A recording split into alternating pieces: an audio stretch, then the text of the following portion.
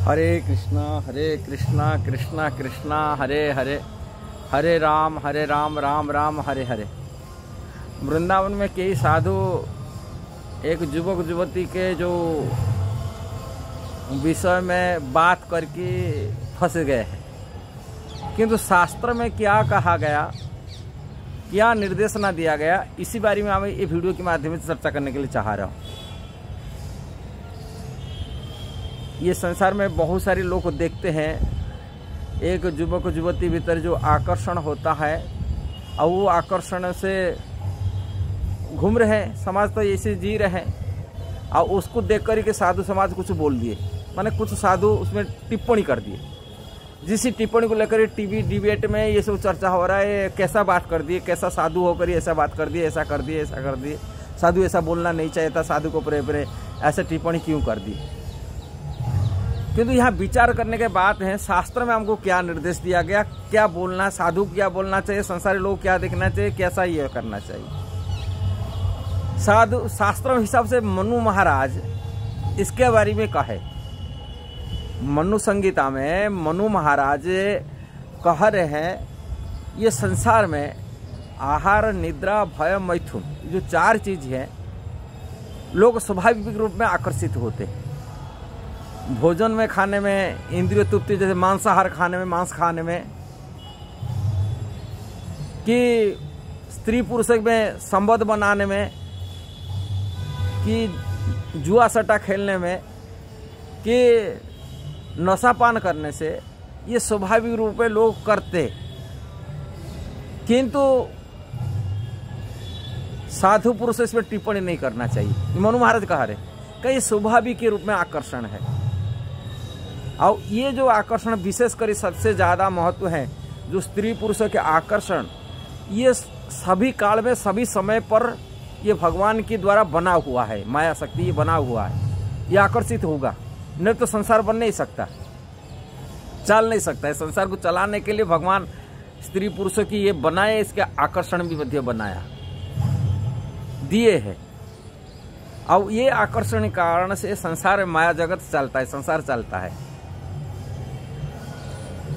और इसी आकर्षण में बड़े बड़े महान साधु जो संयमी, इंद्रिय संयम करने वाला व्यक्ति मध्य भी पतन हुई है, माने पतन माने अपने साधु की पतन हुआ है। ये पहली बार नहीं, ये संसार में वो नहीं होता है। और ये आकर्षण को पाने के लिए पद्म पुराण में एक श्लोक भी कहा गया, एक युवती का आकर्षण एक युवक प्रति जिससे होता है कि एक युवती का आकर्षण युवक प्रति जो आकर्षण होता है, वही आकर्षण कृष्णा आपके चरण में हो जाए। इसलिए रूप गोस्वामी ये श्लोकों को पुष्टि करते हैं अपनी पद्यावली ग्रंथ में। बोलते हैं एक युवक का जो आकर्षण युवती प्रति होता है, कि युवती का युवक प्रति जो आकर्षण, वही आकर्षण सेम आकर्षण कृष्णा आपके चरण में बन जाए मेरा, माने ये आकर्षण है स्वाभाविक ही। इसलिए तो शास्त्र में वर्णन किया गया, शास्त्र में निर्णय दिया गया आकर्षण है। और इसी आकर्षण के कारण से, स्त्री पुरुष आकर्षण करने से, यदि कोई आत्मसंयमी व्यक्ति है संसार में, साधु वही बनता जो ये आकर्षण से वंचित ही रहता है, ये आकर्षण से प्रभावित नहीं होता। आकर्षण तो होता है किंतु उसमें प्रभावित नहीं होता है। भगवान गीता में कहे, जिस प्रकार की नदियां सागर में प्रभावित होते हैं किंतु समुद्र स्थिर रहता है, इसी प्रकार की आत्मसंयमी मन में सभी इंद्रियों की वासना आएगा किंतु उसको संयमित रहता है, जैसे सागर जैसा उस संयमित कर लेता है, वो साधु बन जाता है। साधु ऐसा नहीं बनता है, किंतु संसारी लोगों के आकर्षण रहता है, बन के रहता है, ये रहता है समाज स्वाभाविक। इसीलिए इसको संसार के लोगों को रहता है, इसमें साधु को टिप्पणी नहीं करना चाहिए। ये मनु महाराज जी सावधान कर रखे, कोई व्यक्ति आत्मसंयम नहीं देखना, ये स्वाभाविक ही है, आकर्षण है, कोई बात नहीं है, किंतु साधु को उसमें टिप्पणी नहीं करना चाहिए। और जो टिप्पणी करता साधु को क्या हानि होता है, साधु टिप्पणी होता है उसका दोष साधु के अंदर में आ जाता है, और उसी दोष आ जाने से साधु को गिरने का चांस होता है। हम दूसरा का दोष देखने तो दोष हमारे अंदर में आ जाता है। इसलिए स्वाभाविक स्थिति है, उसमें कोई बड़ी बात नहीं होता है। और उसमें संयम रहने वाला व्यक्ति वो महान आदमी बनता है। इसीलिए श्रीमद् भागवत में नारद जी कहते हैं ये संसार में स्त्री अग्नि के सदृश है, एक पुरुष माखन के सदृश है, और माखन और अग्नि यदि पास आएगा माखन पिघलेगा, इसलिए पुरुषों के मन पिघल सकता है, इसलिए थोड़ा दूर डिस्टेंस रखने के लिए कहे। सुखदेव गोस्वामी श्रीमद् भागवत नवस्कंद भागवत में कह रहे ये इंद्रिय इतना बलवान होते हैं, इंद्रिय की वासना इतना बलवान होता है, वो अपनी माँ हो, अपनी बहन हो,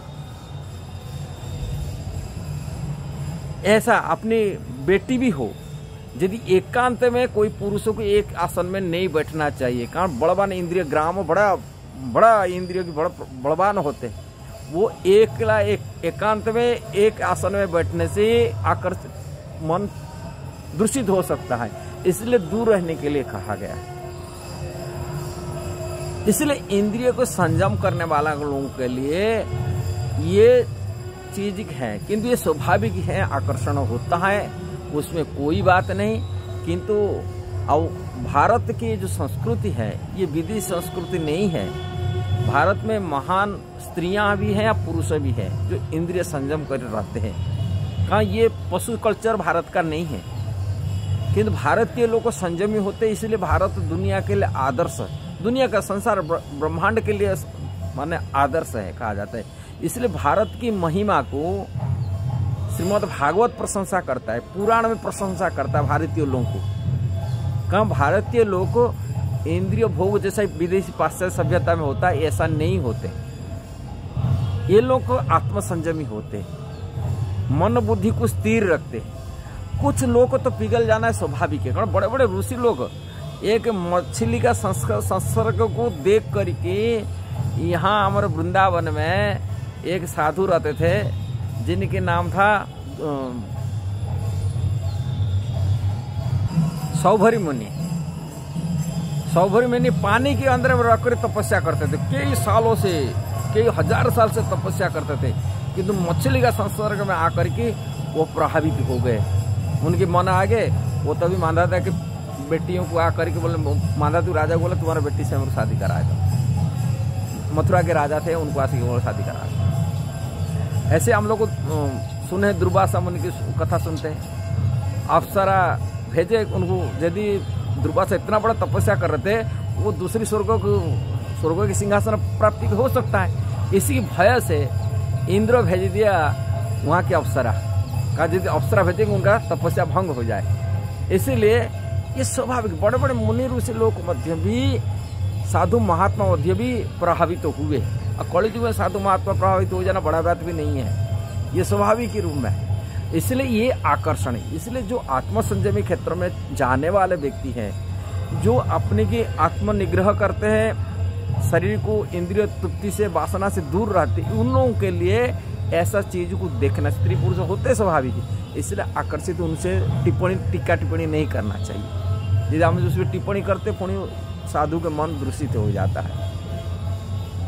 इसलिए ये स्वाभाविक ही है, भगवान का ये माया शक्ति संसार लगा है आकर्षित। ये युवक का युवती प्रति आकर्षण होना, एक युवती का युवक प्रति आकर्षण होना, युवक युवती प्रति आकर्षण होना, ये स्वाभाविक ही क्रिया है, इसलिए बड़ी बात नहीं। किंतु हम विवाह, भारतीय कल्चर, भारतीय संस्कृति से विवाह वैवाहिक संबंध बनाना है, स्त्री पुरुष रहना है, काम वासना है, इसलिए संतान उत्पत्ति के लिए विवाह करके अपनी पारिवारिक जीवन बिताए। व्यभिचार जीवन बिताने के लिए शास्त्र मना करता है कि व्यभिचार जीवन को बिताने से संसार समाज पूरा पॉल्यूशन हो जाएगा, माने संतान जो हमारे पैदा होगा, उत्पन्न संतान हमारे वंश परंपरा में और पिंडदान के लिए अधिकारी नहीं बन पाएगा।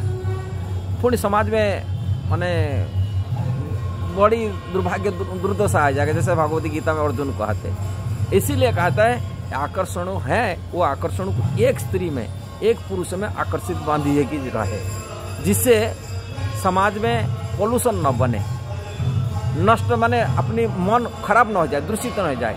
वास्तविक स्त्री जो होते हैं वो माया से बचाता है, हमारा काम वासना को कंट्रोल करते हैं, जो हम वैवाहिक जीवन करते हैं। ये बड़ा ये है।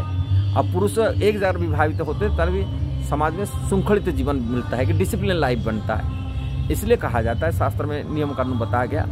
यदि वीडियो सही लगा जरूर उसको शेयर करना, सब्सक्राइब करना, लाइक कमेंट देना। हरे कृष्णा।